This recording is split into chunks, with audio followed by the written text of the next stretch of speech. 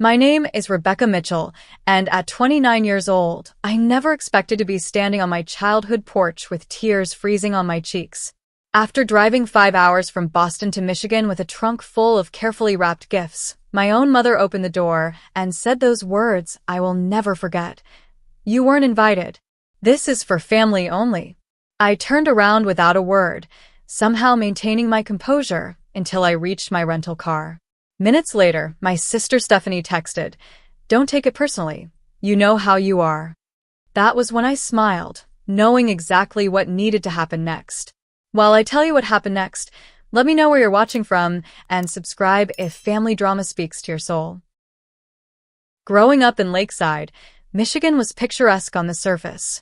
Our small town had that quintessential American charm with its annual apple festivals, Friday night football games, and neighbors who knew your business before you did.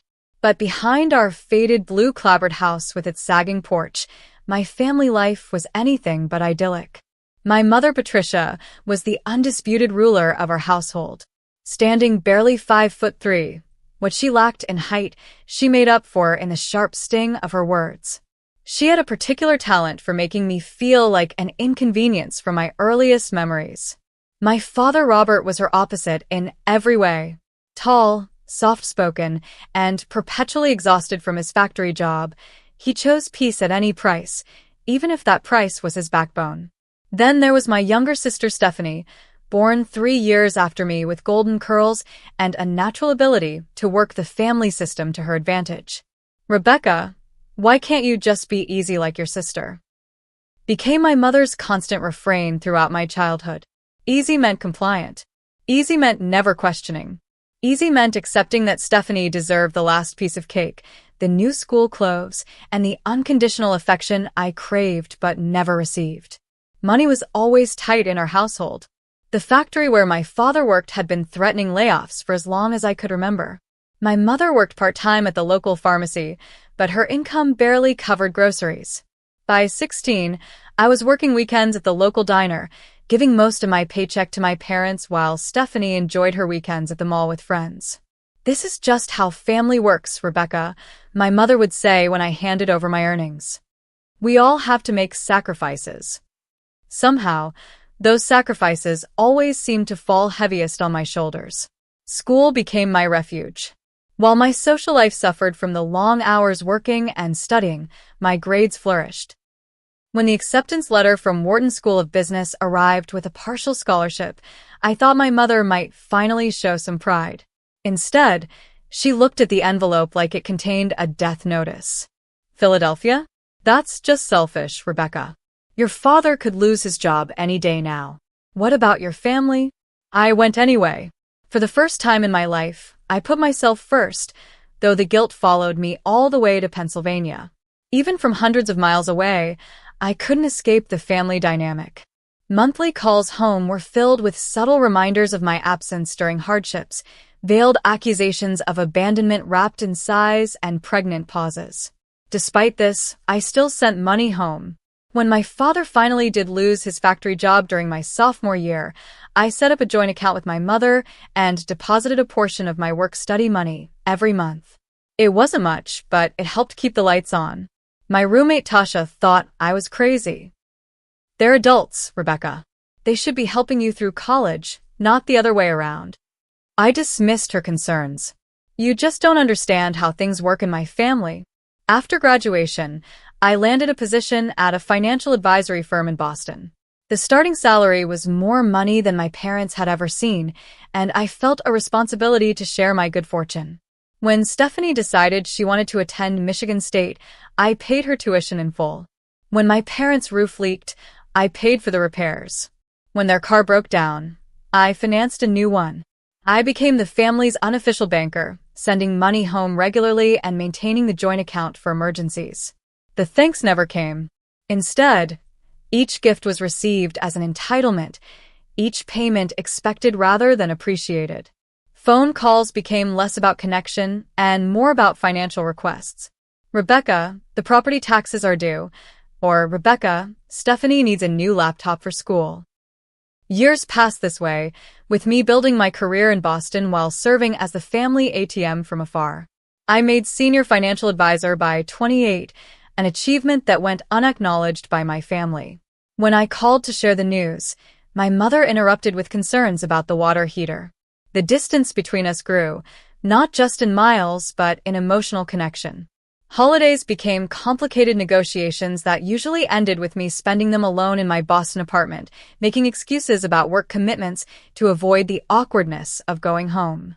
Friends invited me to their family celebrations, but I always declined, not wanting to intrude on their traditions while secretly envying their easy familial bonds. This year had been particularly difficult. A relationship I thought might lead to marriage ended abruptly in September. My best friend Alicia moved to Seattle for a job opportunity. The prospect of another Christmas alone in my apartment felt unbearable. So, I decided to surprise my family for Christmas. No warning, no chance for them to make excuses or for me to lose my nerve. I bought expensive gifts, requested time off work, and rented a car for the 5-hour drive from Boston to Lakeside. The entire journey, I rehearsed reconciliations in my head, imagining tearful hugs and the healing of old wounds. As I pulled onto our street, I noticed several cars parked in the driveway and along the curb. Through the windows, I could see the twinkling of Christmas lights and the silhouettes of people moving about inside. Music and laughter spilled out into the cold December evening. My heart lifted at the thought of a full family Christmas, something I hadn't experienced in years. I gathered the beautifully wrapped packages in my arms, gifts I had spent weeks selecting with care. A cashmere sweater for my mother in her favorite shade of blue. A leather wallet for my father, engraved with his initials. For Stephanie, the designer handbag she had been dropping hints about for months. I even brought a bottle of my boss's favorite whiskey for whoever else might be there. With arms full of gifts and heart full of hope, I made my way up the familiar cracked concrete path to the front door, ready to finally come home for Christmas. The porch light cast a yellow glow across the peeling paint of the front door as I juggled the packages in my arms to free a hand for knocking. Inside, I could hear the murmur of voices and Christmas music playing, the familiar notes of White Christmas drifting through the windows. I took a deep breath, steadying my nerves before rapping my knuckles against the wood 3 times. The voices inside quieted momentarily, followed by the sound of approaching footsteps. The door swung open, revealing my mother in a festive red sweater I had never seen before, a glass of wine in her hand. For just a split second, her face registered shock before transforming into something cold and unreadable. "Rebecca," she said, her voice flat. "What are you doing here?" Before I could answer, before I could even smile or offer season's greetings, she stepped forward, partially closing the door behind her as if to shield the gathering inside from my presence. "You weren't invited," she said, her voice dropping to a harsh whisper. "This is for family only." I stood frozen, the weight of the packages suddenly unbearable in my arms. Over my mother's shoulder, I caught a glimpse of the living room. The tree I had helped my father pick out every year as a child stood in the corner, decorated with the ornaments I remembered from childhood plus many new ones I didn't recognize. My Aunt Marjorie was there, laughing with my Uncle Frank. My cousins Thomas and Eliza were on the couch. And in the center of it all, my sister Stephanie, holding court in a glittering dress, her face flushed with the attention. "Mom, The words caught in my throat. I wanted to remind her that I was family too. I wanted to ask why everyone else was welcome but me. I wanted to point out that I had been paying for the electricity that powered those Christmas lights and the mortgage that kept this roof over their heads. But I said none of those things. Something inside me, some last thread of dignity, kept me silent. I nodded once, turned around without a word, and walked back to my car with my arms still full of the gifts nobody wanted. Inside the rental car, I placed the packages carefully on the passenger seat, fastened my seatbelt, and started the engine. Only then did I allow myself to feel the magnitude of what had just happened. The tears came silently, sliding down my cheeks as I pulled away from the curb. I made it 2 blocks before I had to pull over, my vision too blurred to continue. My phone chimed with a text message. "Stephanie, don't take it personally. You know how you are." "Know how I am?" I stared at the message, reading and rereading it as if the words might rearrange themselves into something that made sense. How exactly was I the responsible one who had been supporting this family financially for years? The one who had paid for Stephanie's entire college education? The one who kept the lights on and the roof repaired? Another text followed. Mom just didn't want any drama this year. Aunt Marjorie and Uncle Frank brought their new neighbors over. It's important to make a good impression. And there it was. The truth behind the rejection. I was an embarrassment, a potential source of drama that might ruin their carefully cultivated image. Never mind that I was a successful financial advisor who had built a life from nothing. To them, I was still the difficult child, the one who asked too many questions, who didn't just fall in line. As I sat there in the cold car, memories flooded back. Thanksgiving 6 years ago, when my mother had complained about the pumpkin pie I brought being store-bought, while praising Stephanie's lumpy mashed potatoes.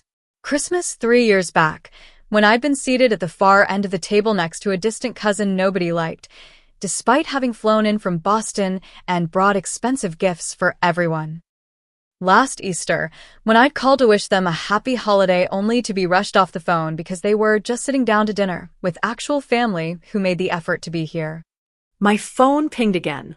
A notification from my banking app confirming that my Christmas bonus had been deposited, part of which I had already transferred to the joint account I maintained with my mother for family expenses.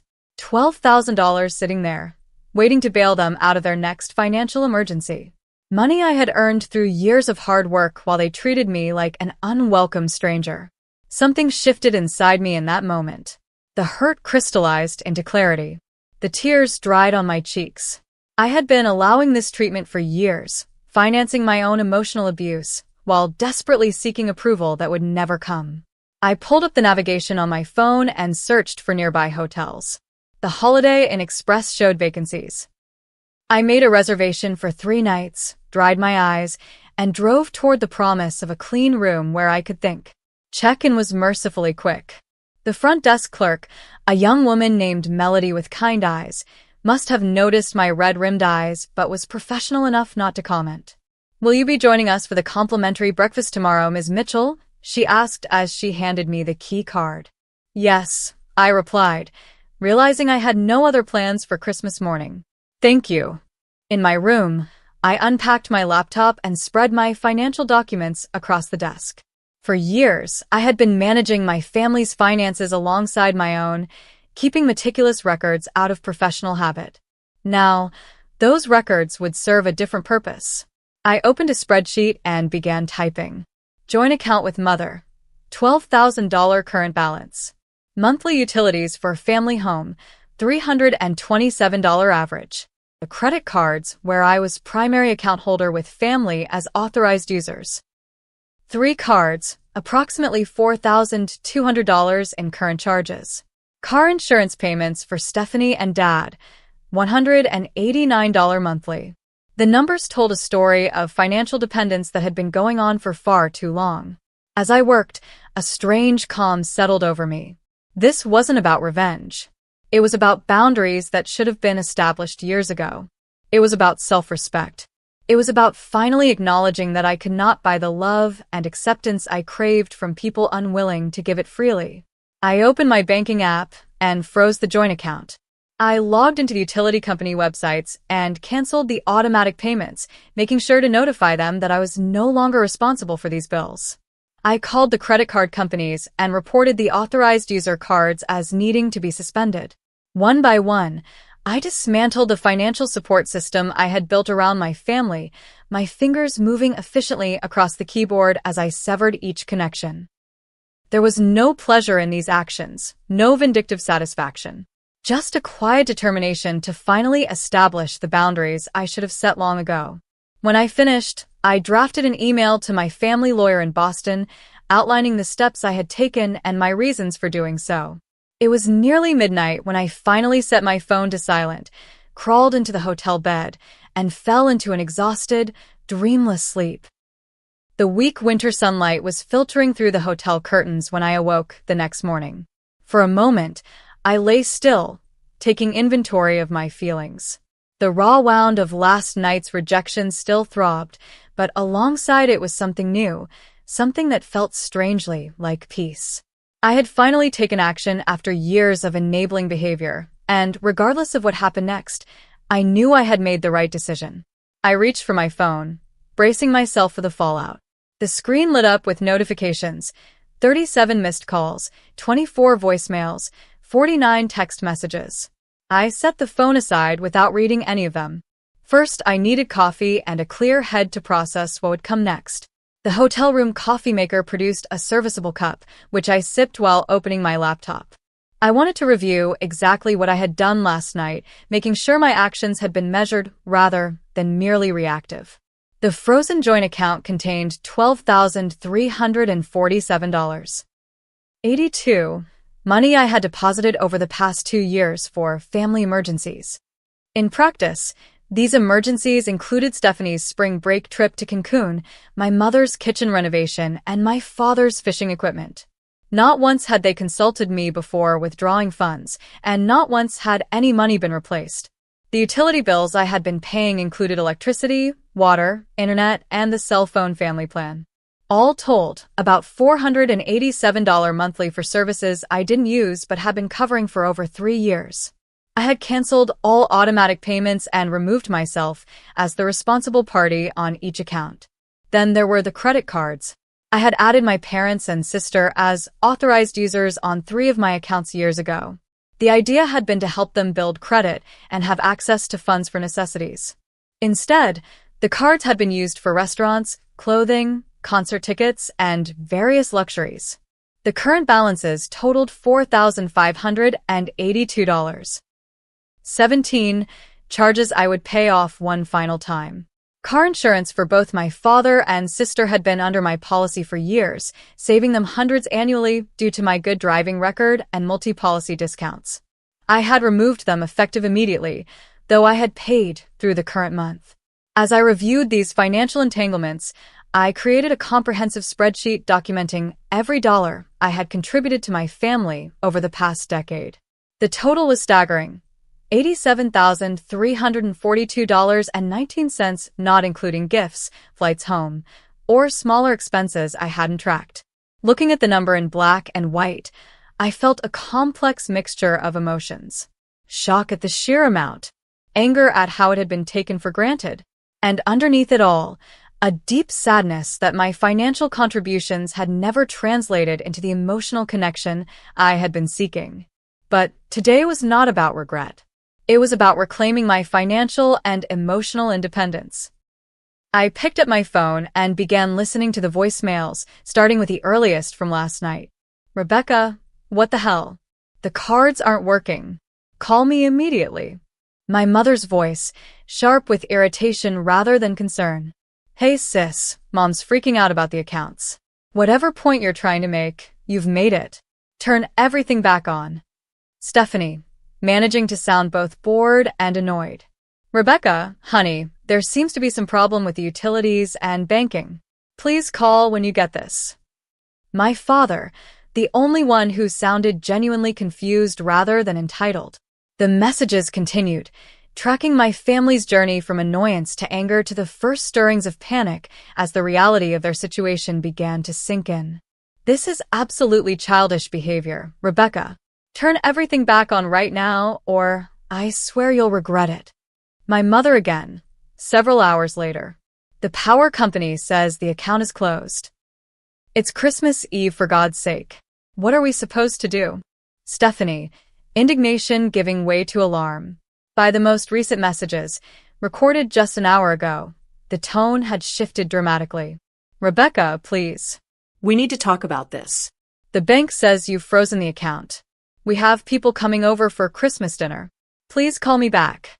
My mother, vulnerability cracking through her usual armor. Becca, it's Dad. I don't know what's happened, but we need your help. My card was declined at the gas station. Please call when you get this.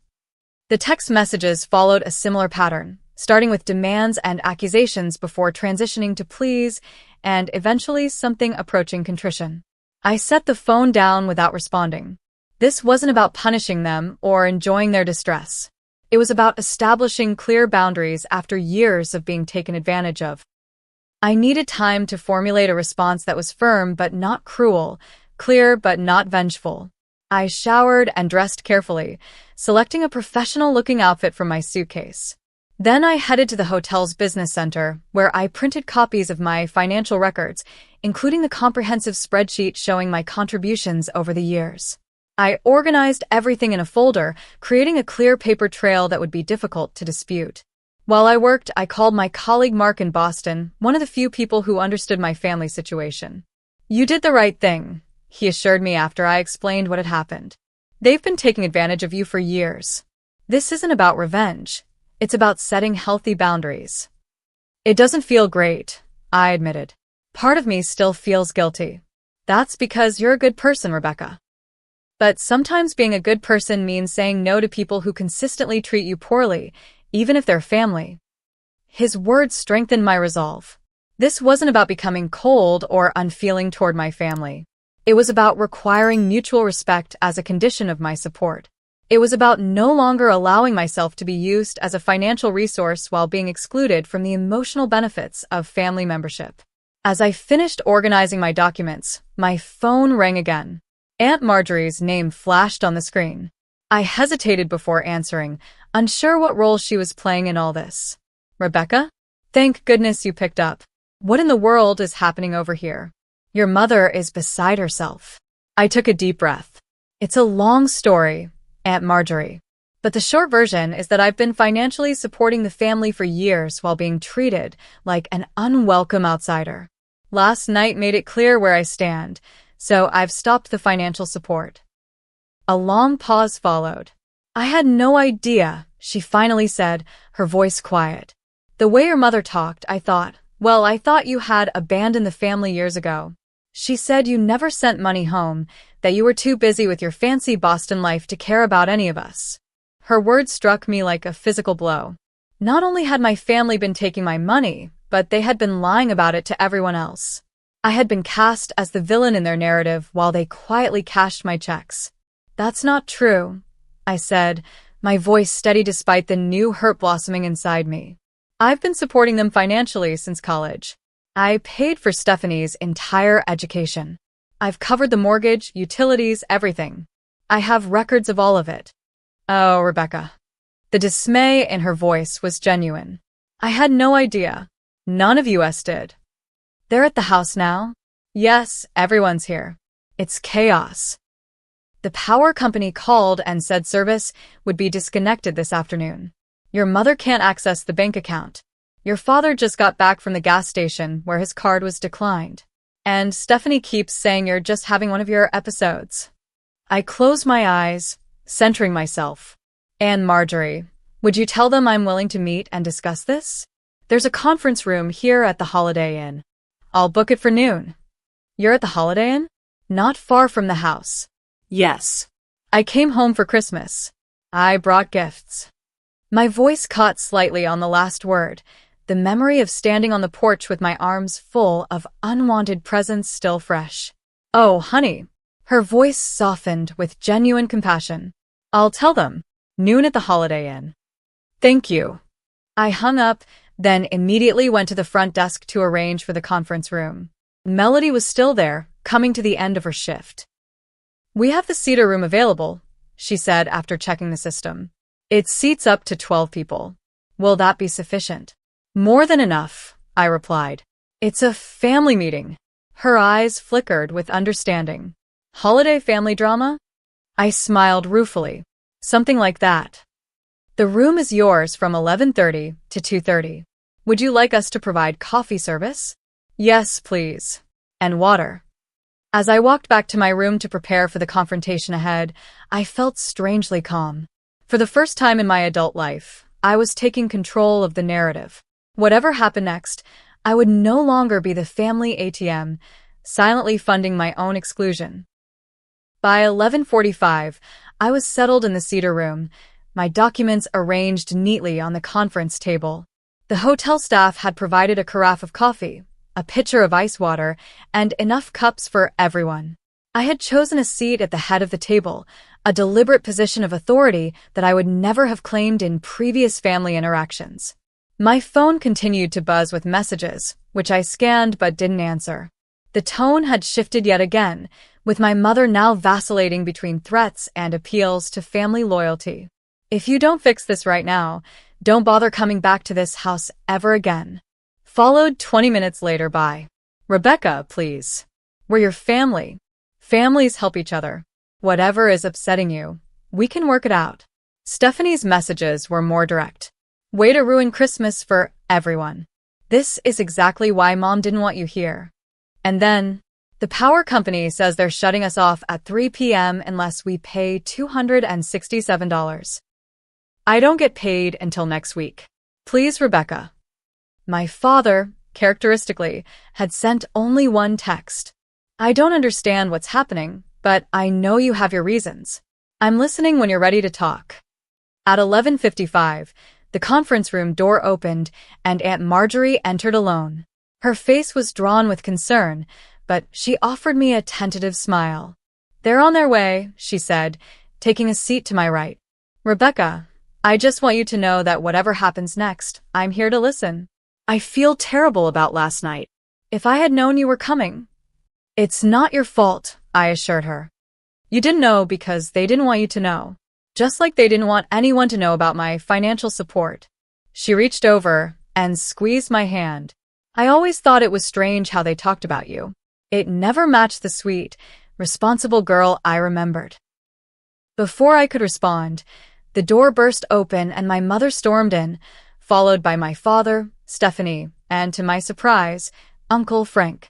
My mother's face was flushed with anger, her hair uncombed, a far cry from the polished appearance she had presented last night.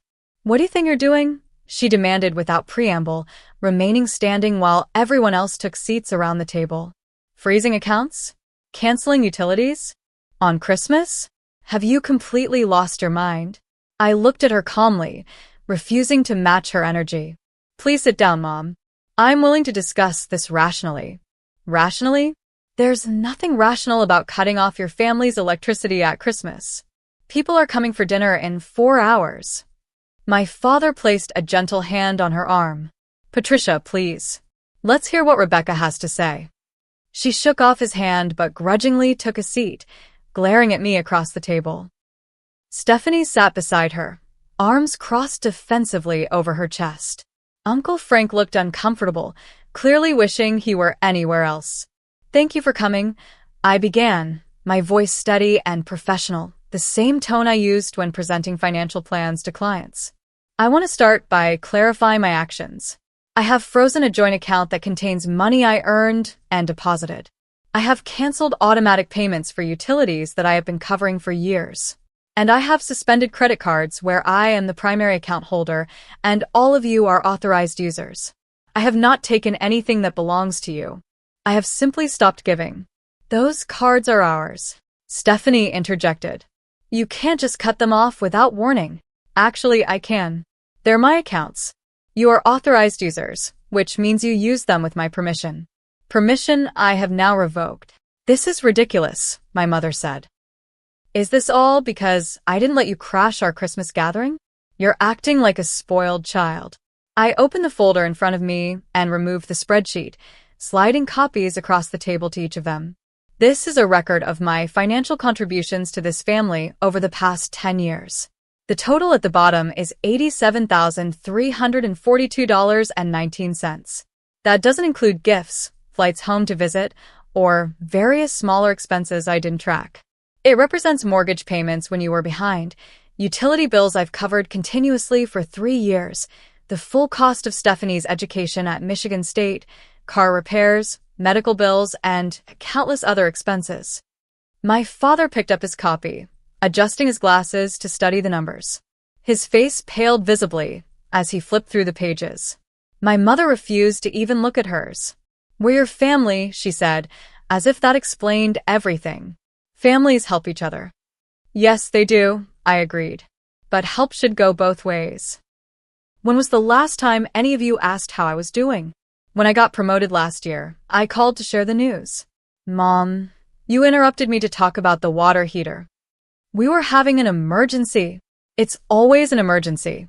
Every call, every interaction, it's always about what you need from me. Never about what's happening in my life, unless it's to criticize my choices. That's not fair, Stephanie protested. We're dealing with real life here, while you're off playing big shot in Boston. Playing big shot? I echoed incredulously. I work 60-hour weeks to build my career. A career that has funded your lifestyle, by the way. Who paid your tuition, Stephanie? Who covered your rent senior year when you decided you wanted to live off campus? She had the grace to look slightly abashed, but quickly rallied. So, what, now you're keeping score? Holding it over our heads. No, I'm establishing boundaries. I'm making it clear that my financial support is not an entitlement. It's not something you can count on while simultaneously treating me like an unwelcome stranger. My father finally looked up from the spreadsheet. Rebecca, I had no idea it was this much. I knew you helped out occasionally, but this. He gestured at the document, seemingly at a loss for words. It wasn't occasionally, Dad. It was constant. And it wasn't just financial. Every time I've reached out emotionally, I've been rejected or ignored. Last night was just the final straw. Aunt Marjorie, who had been listening quietly, finally spoke. Patricia, is this true? Has Rebecca really been supporting the family all these years? My mother's face tightened. She helps out sometimes. She can afford it. She doesn't have a family to support. According to this, Uncle Frank said, speaking for the first time as he reviewed his copy of the spreadsheet, she's been supporting 4 adults, only one of whom is herself. The room fell silent as the reality of the situation began to sink in. My mother stared at the table, her earlier bluster fading. Stephanie examined her manicure, avoiding eye contact with anyone. My father continued to flip through the pages of financial records, his expression growing more distressed with each passing moment. What do you want, Rebecca? My mother finally asked, her voice subdued. Is this blackmail? Pay attention to you, or lose the money. The question hurt, but I refused to show it. What I want is respect. What I want is to be treated like a member of this family, not just its bank. And until that happens, yes, the financial support stops. So you are holding the money over our heads, Stephanie muttered. No, I corrected her. I'm holding myself to a higher standard.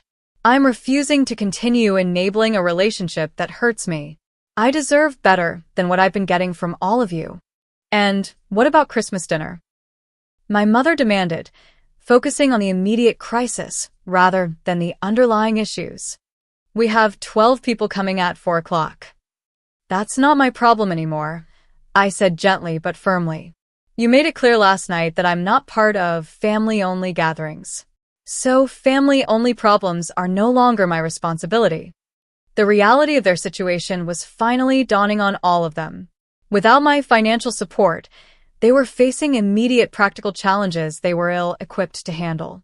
And beyond today, there would be mortgage payments, utility bills, car insurance, and countless other expenses they had grown accustomed to me covering. This isn't fair to Dad, Stephanie tried. He didn't do anything wrong. I looked at my father, seeing the conflict in his eyes. Dad didn't do anything wrong, but he didn't do anything right either. He stood by while Mom created a family narrative that excluded me. He accepted my financial help while allowing me to be treated as less than. I didn't know, he said quietly, but we both knew it wasn't entirely true. He might not have known the extent, but he had chosen not to see what was happening right in front of him. I think, Aunt Marjorie said carefully, there's something else we need to address. Rebecca mentioned a family narrative. I have to say, the Rebecca I've been hearing about for years and the Rebecca sitting in front of me don't match. Patricia, you told everyone she abandoned the family, that she never called or sent money home. And there it was, the final betrayal laid bare in the conference room of the holiday and on Christmas Day. My family hadn't just taken my money while excluding me emotionally. They had actively lied about me to others, casting me as the villain in their story while I paid their bills from afar. The silence that followed Aunt Marjorie's statement was deafening. My mother's face cycled through shock, guilt, and finally a defensive anger. I never said she abandoned us. she protested weakly. I just said she was too busy with her Boston life to stay connected. Patricia, Uncle Frank said slowly, you specifically told us at Thanksgiving that Rebecca never sends money home, that she forgot where she came from once she got her fancy job. And last Easter, Aunt Marjorie added, you said Rebecca couldn't be bothered to call on holidays anymore, that she thought she was too good for us now. But Rebecca just said she called last Easter and you rushed her off the phone. All eyes turned to my mother, whose face had gone from flushed to ashen. For perhaps the first time in her life, Patricia Mitchell was at a loss for words. I should have felt vindicated. Instead, I just felt tired. Tired of the games, tired of the manipulation, tired of seeking approval from people determined to withhold it. It doesn't matter now, I said quietly. What matters is where we go from here. Exactly. My mother seized on this, eager to move past her exposure. We need to resolve this immediately. Christmas dinner is in a few hours. Mom, I said, making direct eye contact with her. You're still not hearing me. There is no immediate resolution that involves me turning everything back on and things continuing as they were. That relationship is over. What are you saying? Stephanie asked, a note of panic entering her voice. You're cutting us off forever because Mom didn't let you crash Christmas? I'm saying that our relationship needs to fundamentally change before I provide any further financial support. This isn't about last night. Last night was simply the breaking point after years of being used for my money while being emotionally excluded. My father, who had been unusually quiet, finally spoke up. Rebecca's right. His voice was soft but clear. We've been taking advantage of her. I've been taking advantage of her. And I'm ashamed. My mother turned to him, betrayal written across her features. Robert, whose side are you on? This isn't about sides, Patricia. It's about the truth. Our daughter has been supporting this family for years, and we've been treating her like an outsider. Worse, we've been lying about her to the rest of the family. How can you not see how wrong that is? It was the first time I could remember my father standing up to my mother, and the shock of it seemed to reverberate around the table. Stephanie stared at him with wide eyes. Uncle Frank shifted uncomfortably in his chair. Aunt Marjorie gave a small nod of approval. I've made mistakes, my father continued, his voice growing stronger. I allowed the situation to develop because it was easier than confronting it. I accepted financial help without acknowledging it because acknowledging it meant admitting I wasn't providing for my family the way I should have been. My pride and my weakness have hurt my daughter, and I'm deeply sorry for that. Tears pricked at my eyes, but I blinked them back. This moment of honesty from my father was precious, but years of experience had taught me to be cautious about hope where my family was concerned. So what now? Stephanie asked, looking between our parents and me. Are we just supposed to lose our electricity and miss our mortgage payment because Mom was rude to you? No, I said firmly. You're supposed to take responsibility for your own finances like the adults you are. Mom is 56. Dad is 58. You're 26 with a college degree I paid for. There is no reason why all of you can't support yourselves. In the middle of winter? Right after Christmas? My mother protested. I'm not suggesting you figure everything out today. I'll make a one-time payment to keep the utilities on through January. I'll cover next month's mortgage payment. That gives you 30 days to make new arrangements. And after that, my mother pressed. After that, financial support will be tied to rebuilding our relationship on healthier terms. I'm willing to help in true emergencies if I'm treated with respect and included as a genuine member of this family. Not just when you need money, but all the time. This feels like blackmail, Stephanie muttered. Aunt Marjorie had apparently heard enough. Stephanie Jean Mitchell, that is enough. Your sister has been supporting this entire family while being shut out and lied about. She has every right to set boundaries. Frankly, if I were in her position, I would have cut you all off years ago without any conditions for future support. Stephanie had the grace to look abashed under our aunt's stern gaze. I agree with Marjorie, Uncle Frank said. Rebecca is being more than fair here. My mother, seeing the tide of opinion turning against her, shifted tactics. Of course we want you in our lives, Rebecca. You're my daughter. I love you. If there's been any misunderstanding about that, I'm sorry. Now, can we please resolve the immediate crisis? We have guests coming. The insincerity in her voice was palpable. This wasn't genuine remorse, it was damage control. She wanted access to my money restored without having to make any meaningful changes to our relationship. I'll call the utility companies today, I said, refusing to be manipulated by her fake apology. The accounts will be transferred to your name, with the next 30 days paid in full. That should get you through Christmas dinner and give you time to make arrangements going forward. And the joint account, my mother asked, remains frozen for now.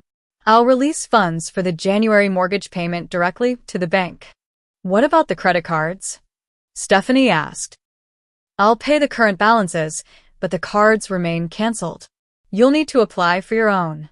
The reality of their new financial situation was sinking in. For years, they had lived beyond their means with my support, creating a false sense of security. Now they would need to adjust their lifestyle to match their actual income or find ways to increase that income. I think, Aunt Marjorie suggested gently, that it might be helpful for everyone to take some time to process all of this. Rebecca has laid out her position very clearly. Perhaps we could reconvene in a few days when emotions aren't running quite so high. That's probably wise, I agreed, gathering my documents and returning them to the folder. I'll take care of the utilities today as promised. We can discuss longer-term arrangements after the holidays.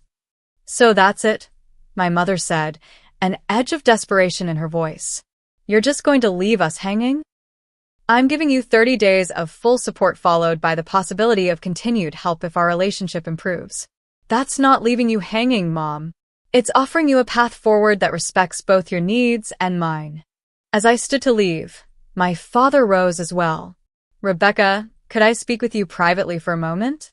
I nodded, and we stepped into the hallway outside the conference room, leaving the others inside. For a long moment, he just looked at me, his eyes filled with a sadness I hadn't seen before. I failed you, he said finally, his voice rough with emotion. A father is supposed to protect his children, not become their burden. I'm so sorry. The simple sincerity in his words reached something deep inside me, a place where the little girl who had adored her daddy still lived. I never saw you as a burden, Dad. But I was. I am. And worse, I didn't protect you from your mother's from the way she treated you.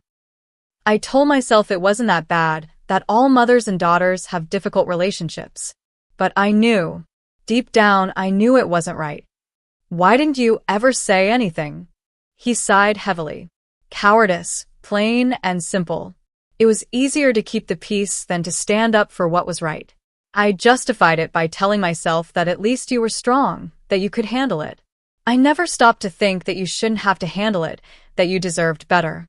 I felt tears threatening again, and this time didn't try to stop them. I did deserve better. I still do. Yes, you do, he agreed, reaching out tentatively to take my hand. I can't change the past, but if you'll let me, I'd like to try to be a better father going forward. Not for the money, but because I love you, and I'm proud of the woman you've become, despite everything. I squeezed his hand, allowing myself to feel a cautious hope. I'd like that, Dad. As we returned to the conference room, I could see that the dynamic had shifted. My mother sat stiffly in her chair, her face a mask of contained fury. Stephanie looked thoughtful, perhaps really considering her own role in the family drama for the first time. Aunt Marjorie and Uncle Frank were speaking quietly to each other, occasionally glancing toward my mother with troubled expressions. I'll be in touch tomorrow about the utilities, I said, addressing the room. Merry Christmas, everyone. As I turned to leave, Aunt Marjorie rose and followed me into the hallway. Rebecca, wait. I'd like to come with you, if that's all right. I looked at her in surprise. You don't need to do that, Aunt Marjorie. I'm fine. I know you are. You're remarkably strong. But no one should be alone on Christmas, especially after all this. Unless you'd prefer to be alone. The kindness in her offer brought fresh tears to my eyes. Actually, I'd love the company. As we walked toward the elevator, leaving my parents and sister behind to face the consequences of years of manipulation, I felt lighter somehow. The hurt wasn't gone, but alongside it was a new sense of freedom. For the first time in my adult life, I had set a boundary and held firm, refusing to sacrifice my well-being for people who didn't value me. It wasn't the Christmas I had imagined when I'd driven to Michigan with a car full of gifts and hope. It was something altogether different, and possibly more valuable, the beginning of genuine change. Aunt Marjorie and I spent the remainder of Christmas Day in my hotel room, ordering room service and talking more openly than we ever had before.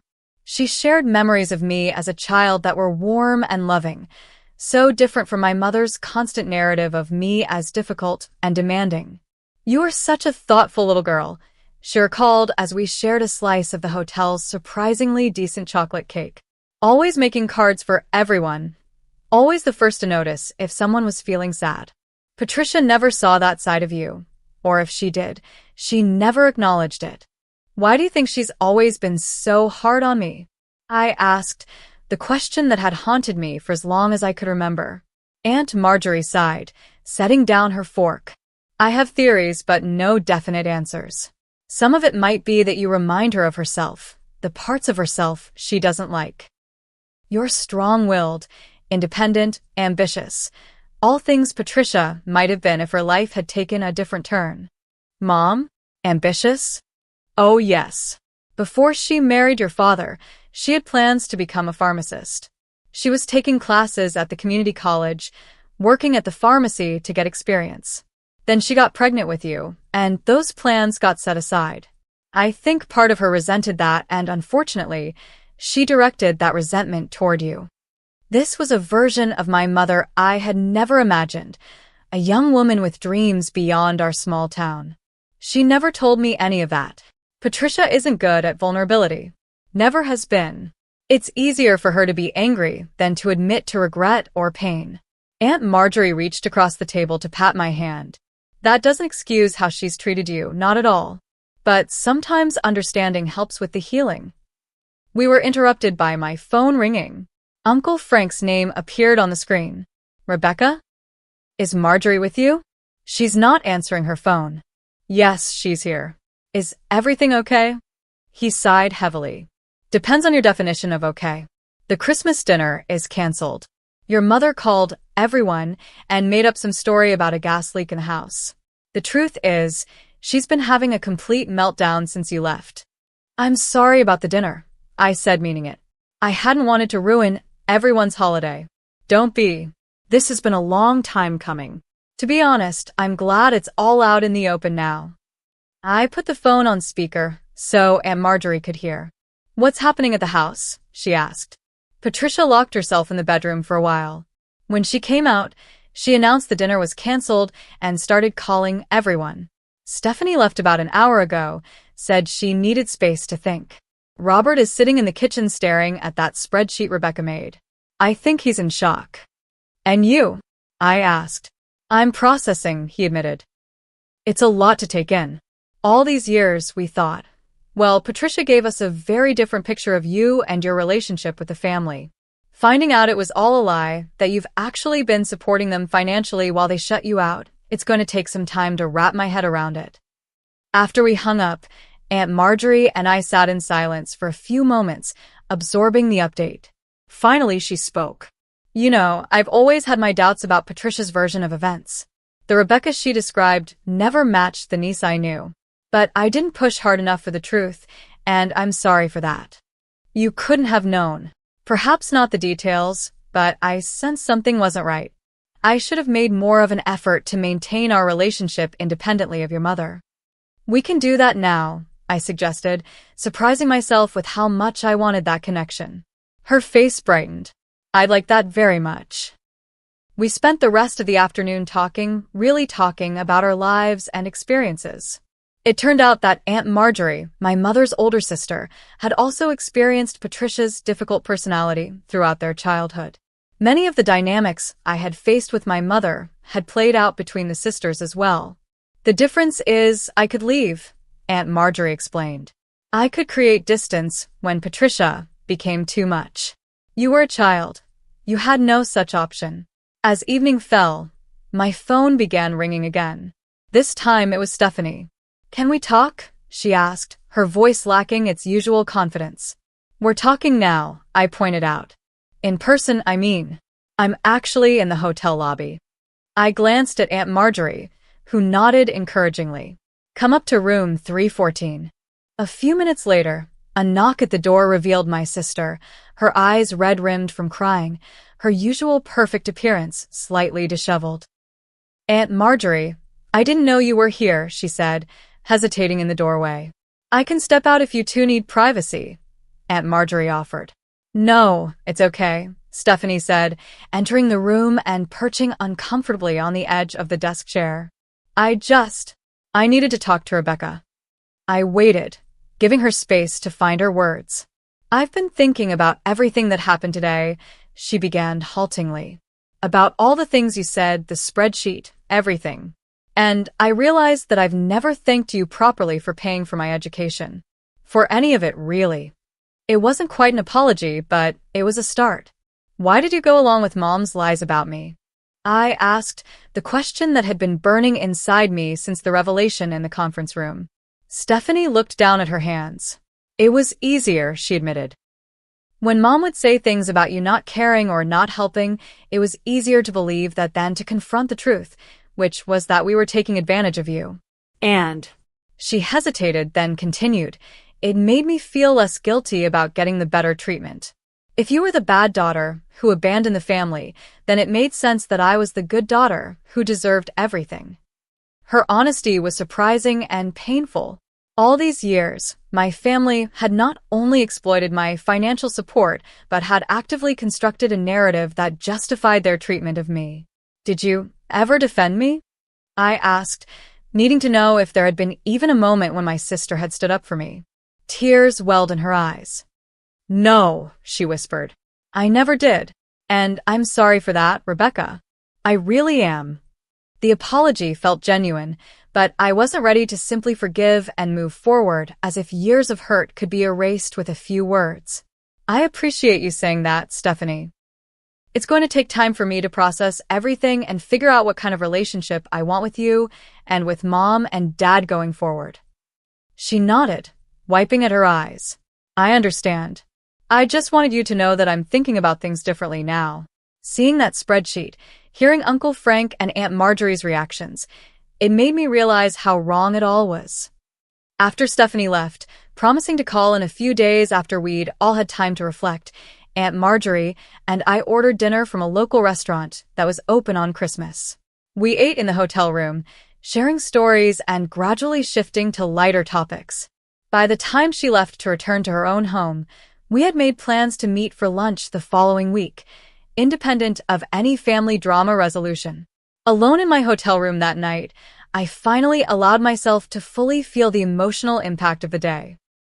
I cried for the little girl who had never been enough for her mother, for the young woman who had tried to buy love with financial support, for all the holidays spent alone because I wasn't family-only material.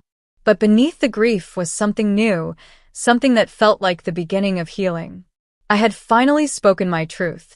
I had set boundaries that honored my worth. I had refused to continue participating in relationships that diminished me. And in doing so, I had opened the door to authentic connections with family members like Aunt Marjorie and potentially even my father, who seemed genuinely remorseful.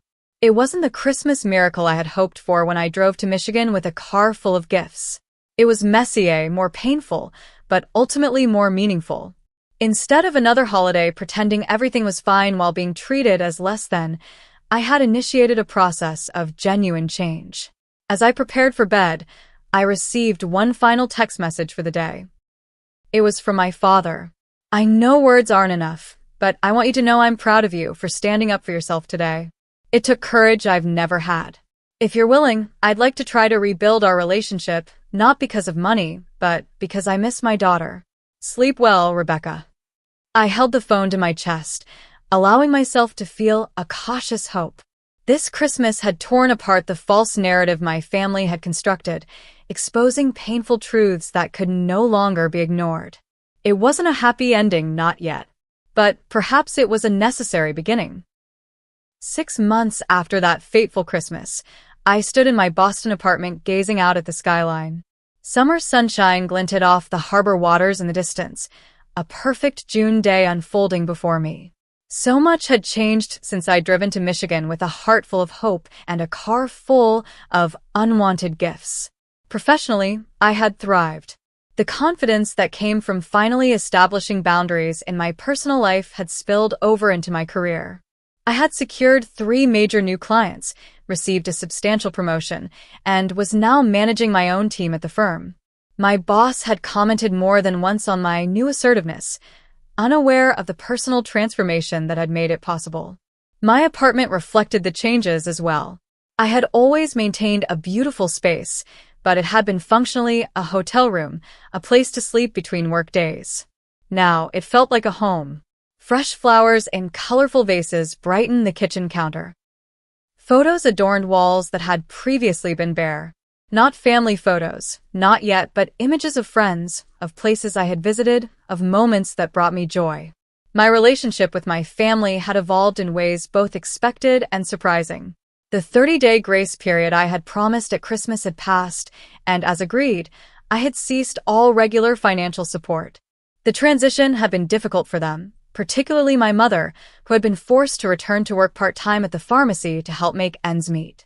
My father had been true to his word about wanting to rebuild our relationship.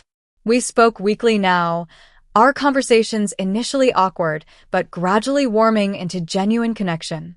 He had found a new job as a night security guard at a local manufacturing plant, a position that paid less than his factory work but offered stability. He never asked for money, though I had helped once when his car needed unexpected repairs, a gesture freely given rather than coerced. Stephanie had surprised me most of all. After our conversation at the hotel, she had taken time to reflect on her role in the family dynamic. In February, she had called to tell me she had found a full-time position using her marketing degree, her first real career job after years of part-time work supplemented by my financial support.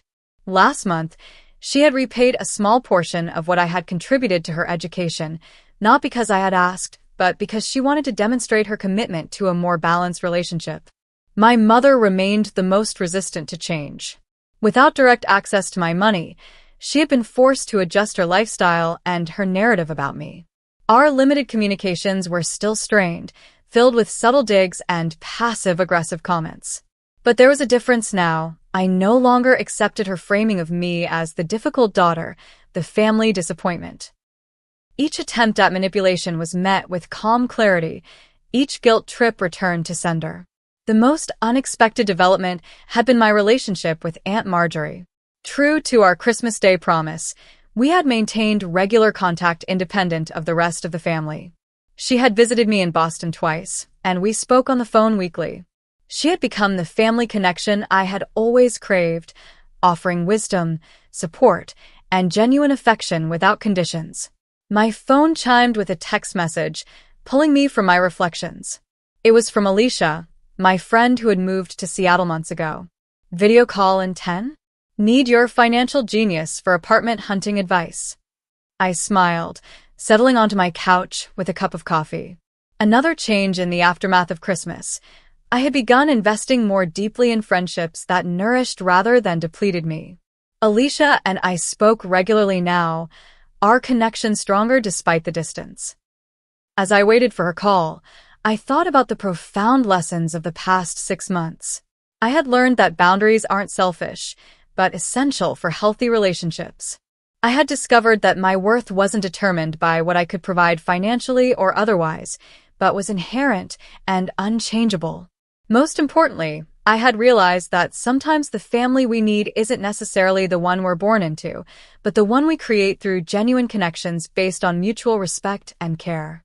The joint account that had once been a symbol of my family's financial dependence remained closed. In its place, I had opened a personal investment account, redirecting the money I had previously sent home toward my own future. It was a tangible representation of my commitment to valuing myself, to recognizing that my needs mattered too. My laptop chimed with Alicia's incoming call. Before answering, I took a moment to acknowledge how far I had come. 6 months ago, I had been locked in a pattern of giving financially while accepting emotional scraps in return. I had been defined by my family's narrative, seen through the distorted lens of their expectations and judgments. Now, I was the author of my own story, setting the terms of my relationships and honoring my own worth. The journey hadn't been easy. There had been moments of doubt, nights spent questioning whether I had been too harsh, too final in my boundaries. There had been painful conversations and difficult realizations. There had been grieving for the family relationships I had wanted but never had. But through it all, I had maintained the clarity that came on that Christmas Eve, sitting in my rental car outside my childhood home. I deserved better than to be an ATM disguised as a daughter. I deserved to be valued for who I was, not what I could provide. And if those closest to me couldn't offer that basic respect, I had the right, perhaps even the responsibility, to create distance until they could. As I clicked to accept Alicia's call, her smiling face filling my screen, I felt a sense of peace that had been missing for most of my adult life. I was no longer seeking validation from people unwilling to give it. I was no longer funding my own exclusion. I was living authentically, guided by self-respect rather than the desperate hope for approval that had driven me for so long. The greatest gift I had given myself that Christmas wasn't the boundary setting or the financial separation, though both were necessary. It was the recognition that love shouldn't cost your dignity. That family is about mutual support, not one-way exploitation. That sometimes walking away is the only path to moving forward. I had come home for the holidays and been told I wasn't invited, that gatherings were for family only. In the painful aftermath of that rejection, I had found something more valuable than inclusion in a toxic system. I had found myself. Have you ever had to set difficult boundaries with family members? I'd love to hear your experiences in the comments below. And if this story resonated with you, please hit the like button and subscribe to hear more stories about finding strength in difficult situations. Remember, sometimes the most loving thing you can do, both for yourself and others, is to establish clear boundaries. Thank you for listening to my journey, and I wish you courage in your own.